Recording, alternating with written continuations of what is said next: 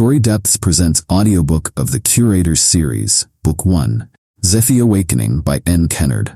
You are listening to Episode 4 from Zephy Awakening. Click on the playlist to listen to previous episodes.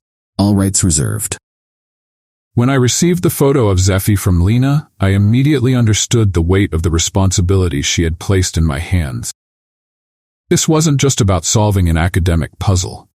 This was about uncovering the truth of someone's existence. I knew I had to proceed with both urgency and caution. I started by reaching out to my contacts in various fields. I sent Zephy's photo to colleagues who specialized in genealogy, history, and even those who had access to more esoteric databases. Each step was a meticulous process. We had to ensure that we covered every possible avenue. The first few days were slow. I received polite replies and promises to look into the matter. There were acknowledgments of receipt. Then came a long wait as my contacts delved into their respective archives and databases. The days turned into weeks. The anticipation built.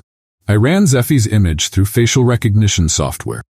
I cross-referenced it with public records, social media, and even old archives of photographs.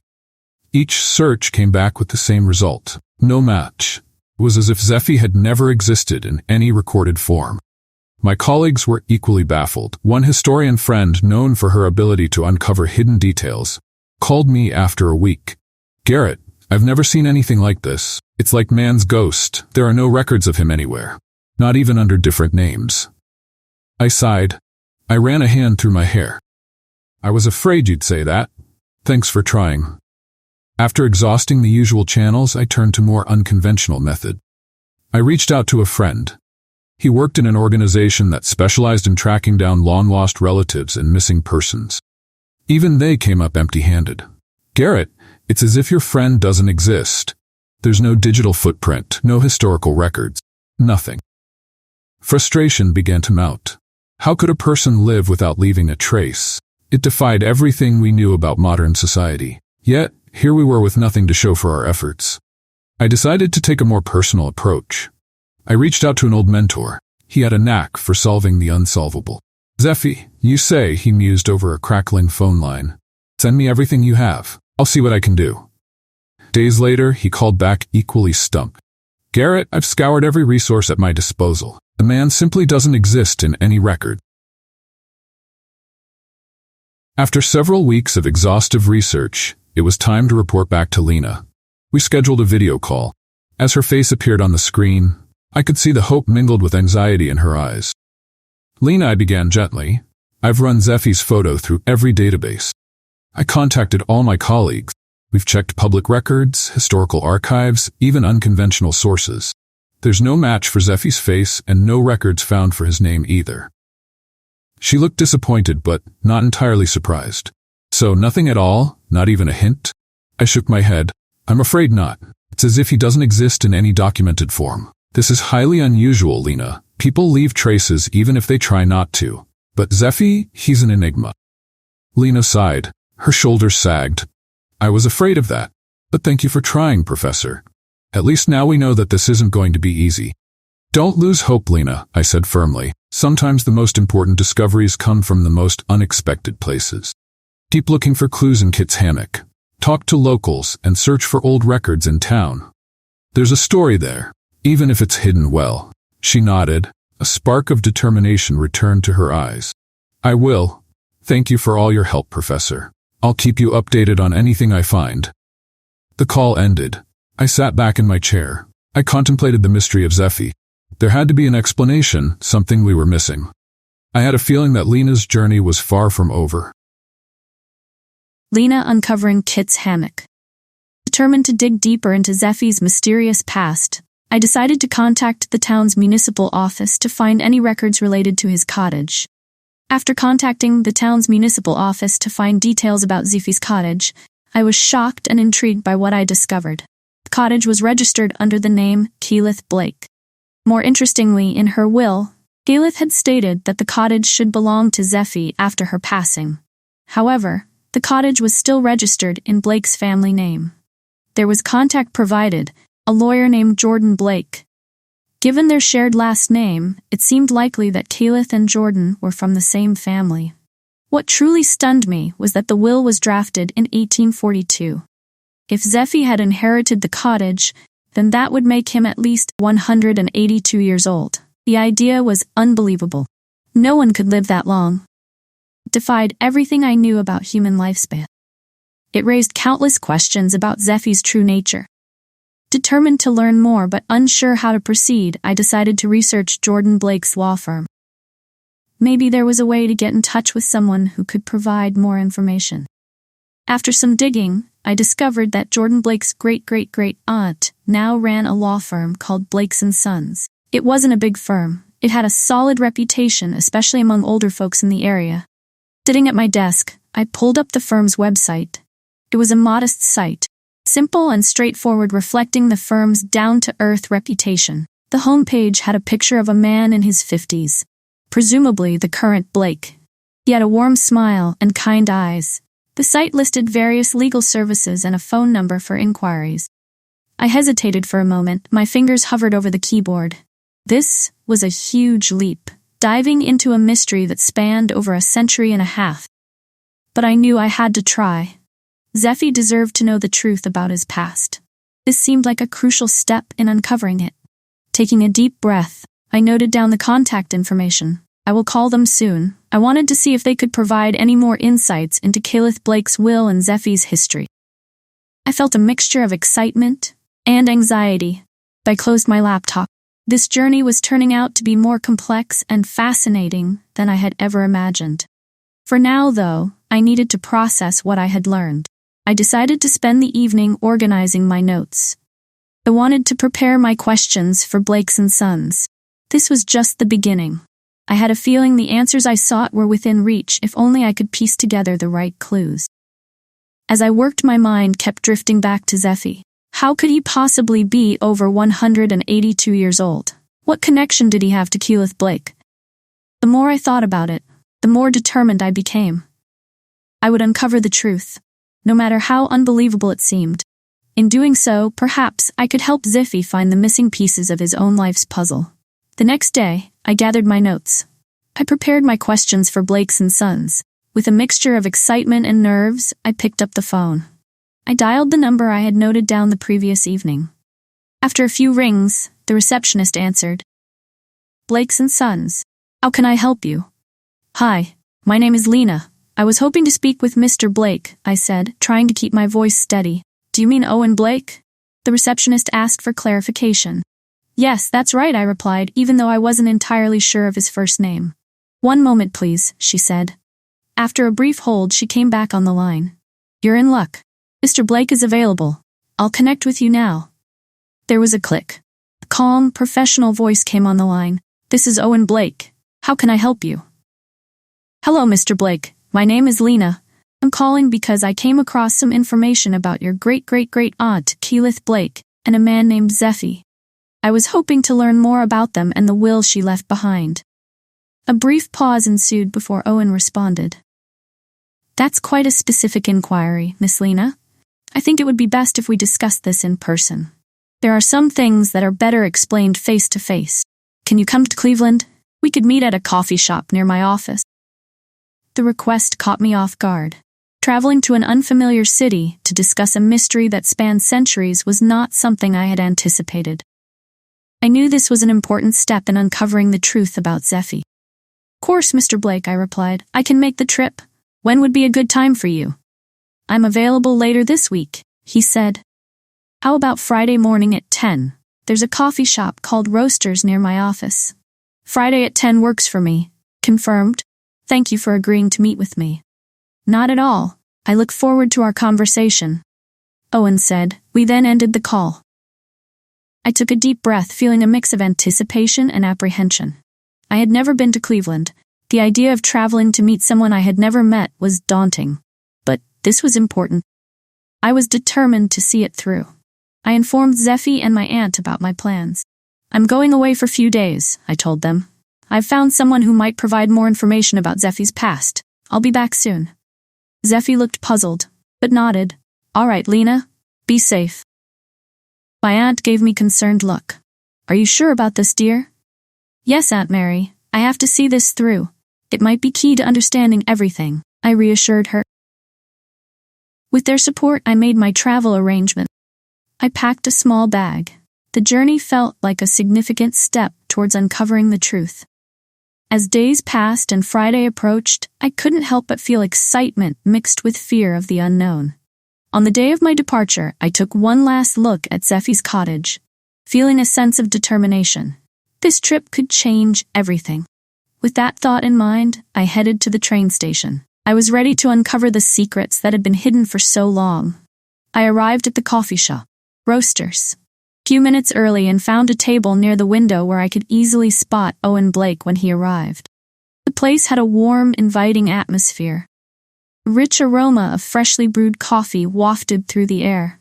I ordered a latte, tried to calm my nerves while I waited. I had seen Owen Blake's photo on the firm's website.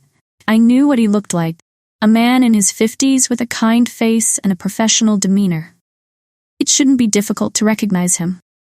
At exactly 10:05, I saw a man who matched Owen's description walk through the door. He glanced around as if looking for someone. I waved to catch his attention. He walked over, looked slightly relieved. "Mr. Blake?" I asked as he approached.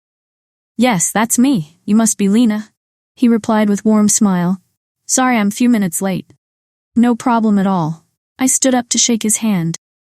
"Thank you for meeting with me." We both sat down. Owen ordered a coffee. Then he turned his full attention to me. "So you mentioned something about my great-great-great-aunt, Kennard Blake, and a man named Zephy. It's not every day I get such an intriguing inquiry." "Yes," I began, pulling out my notes. "I've been trying to uncover the past of a man named Zephy. He currently lives in Kit's Hammock. In the process, I found out that the cottage he lives in was registered under Kennard Blake's name. She mentioned him specifically in her will. The will was drafted in 1842. This suggests that Zephy is at least 182 years old. I know it sounds unbelievable, but there are many peculiar things about Zephy that don't quite add up." Owen leaned back. He looked thoughtful. "It does sound unbelievable, but family lore does speak of Kennard's fondness for a mysterious man named Zephy. I've always thought of it as a legend, something exaggerated over time." "But you're saying he's still alive?" "Yes," I said earnestly. "He doesn't seem to age, and he has no recollection of his past. I'm hoping you might have more information about Kennard and this unusual connection." Owen sipped his coffee considering my words. "The story passed down through my family is that Kennard met Zephy many years before she passed away. She believed he was special, though she never explained why. She insisted that the cottage be left to him in her will. Unfortunately, the details are sparse. There are no concrete records beyond the will itself." "What about any family documents or letters?" I asked. "Anything that might give us more clues?" "There are a few old family journals," Owen said. "I haven't gone through them in detail. They might contain some useful information. I could bring them to you if you think it would help." "That would be amazing," I said. I felt a surge of hope. Anything that might shed light on Zephy's past would be invaluable. Owen nodded. "I'll gather what I can. I'll bring them to Kit's Hammock. This story has always intrigued me. I'd like to see it through as well." "Thank you so much, Mr. Annette Blake," I said. Gratitude was evident in my voice. "I can't tell you how much this means to me. And to Zephy, even if he doesn't realize it yet." "It's my pleasure," Owen replied. "Let's see what we can uncover together." We finished our coffees. We made arrangements for Owen to visit Kit's Hammock. I felt renewed determination. With Owen's help and the potential clues hidden in his family's journals, I was more hopeful than ever. We would finally uncover truth about Zephy's extraordinary past. After my meeting with Owen Blake in Cleveland, I returned to Kit's Hammock, feeling a mixture of anticipation and hope.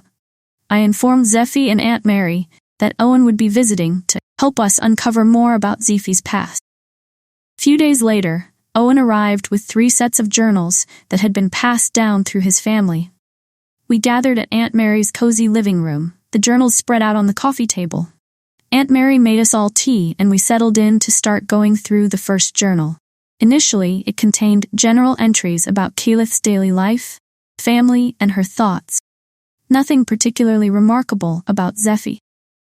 As we reached the halfway point of the first journal, we finally started to find entries about Zephy. Caleth's tone shifted, became more personal and introspective. It was clear that she had felt a deep connection to Zephy and had taken time to document her observations and experiences. One particular entry stood out. June 15, 1840. Today I had another conversation with Zephy. He is such a fascinating and enigmatic man. He confided in me about his condition. He tends to forget people if they are not part of his daily life. It is as if his mind resets, erasing those who are not constant in his routine. He doesn't know why this happens. Neither do I. But what's even more astonishing is that Zephy is immortal. Doesn't age. He possesses extraordinary powers that are both awe-inspiring and frightening. I've seen it firsthand. His emotions seem to control his surroundings unknowingly. When he is calm, everything is peaceful. But when he is distressed or angry, strange things happen. The weather changes abruptly. Objects move on their own, and there is undeniable energy in air. I worry for him, living with such power and the burden of immortality. Yet he remains kind and gentle, despite the mysteries that shroud his existence. We all paused, absorbing the gravity of what we had just read. Owen looked at me, his expression serious. This confirms what you've suspected, Lena. Zephy is not just an ordinary man with memory issues. He's immortal and has powers that are linked to his emotions. Zephy, who had been quietly listening, furrowed his brow. I don't remember any of this. I don't feel any different from anyone else. Aunt Mary reached out and placed a comforting hand on his arm. It's a lot to take in, Zephy, but these journals might help you understand more about yourself. We continued reading. We found more entries detailing Keyleth's interactions with Zephy. She wrote about trying to help him manage his emotions. She wrote about understanding his condition. It became clear that she cared deeply for him. She wanted to protect him from the world that might not understand his extraordinary nature. September 23, 1841. Zephy had a particularly difficult day today. He was upset about something. The skies darkened almost immediately. It started to rain heavily, even though the forecast had predicted clear skies. I stayed with him, trying to calm him down. Eventually the storm passed, both outside and within him. I fear for what might happen if he were to lose control completely. I must find a way to help him manage his emotions. As we reached the end of the first journal, it was clear that Caleth had been a significant figure in Zephy's life. Her insights and observations were invaluable. They helped in understanding the complexities of his condition and abilities. We need to go through the other journals, I said. I looked at Owen and Aunt Mary. There's so much more we need to uncover. Owen nodded. Agreed. We should continue. These journals might hold the key. They might help Zephy understand and manage his powers. Zephy remained quiet. He had a thoughtful expression on his face. Thank you all for doing this. It's strange to hear about myself from so long ago, but I want to know the truth. We took a short break before diving into the second journal. With each page, we hoped to uncover more about Zephy's past and find a way to help him navigate his extraordinary life. The journey was far from over, but we were on the right path. That gave us all the determination to continue. As we took a short break from reading the journals, Owen gestured for me to join him outside. I followed him out to the porch. I was curious about what he wanted to discuss. Lena, do you think it's wise to continue reading the journals in front of Zephy? Owen asked, his tone serious. If his memories are triggered and he becomes emotional, we don't know what kind of catastrophe he could bring. We need to be careful. I nodded. I understood his concern. You're right. His powers seem to be tied to his emotion. Can't predict how he'll react. Actually, there was an incident that comes to mind. A year ago, there was a tsunami. It hit our town hard, but strangely, Zephy's cottage was completely unaffected. It was as if an invisible shield had protected it. Owen raised an eyebrow. That's incredible. Sounds like his powers are even more unpredictable and potent than we realize.